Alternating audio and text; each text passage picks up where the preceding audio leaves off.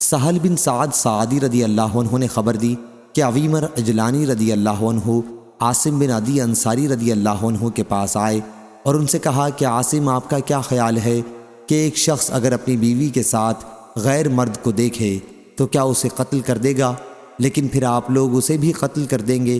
آخر اسے کیا کرنا چاہیے؟ عاصم رضی اللہ عنہ، میرے لیے یہ مسئلہ پوچھ دو۔ چنانچہ عاصم رضی اللہ عنہ نے رسول اللہ صلی اللہ علیہ وسلم سے یہ مسئلہ پوچھا۔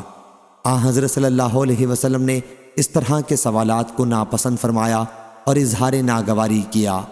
عاصم رضی اللہ عنہ نے اس سلسلے میں حضرت صلی اللہ علیہ وسلم سے جو کچھ سنا اس کا بہت اثر لیا۔ پھر جب گھر واپس آئے تو عویمر رضی اللہ عنہ ان کے پاس آئے اور پوچھا، عاصم رضی اللہ عنہ، آپ کو رسول اللہ صلی اللہ علیہ وسلم نے کیا جواب دیا؟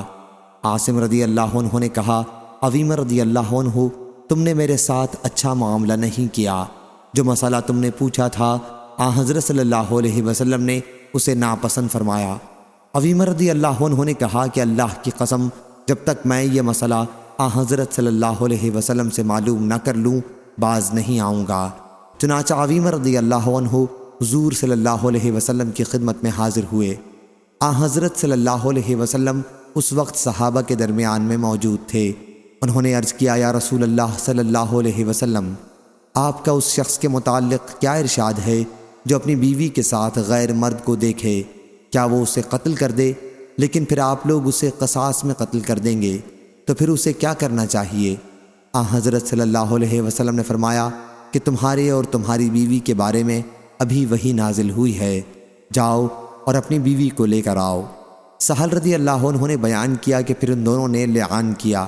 میں بھی حضرت صلی اللہ علیہ وسلم کے پاس اس وقت موجود تھا۔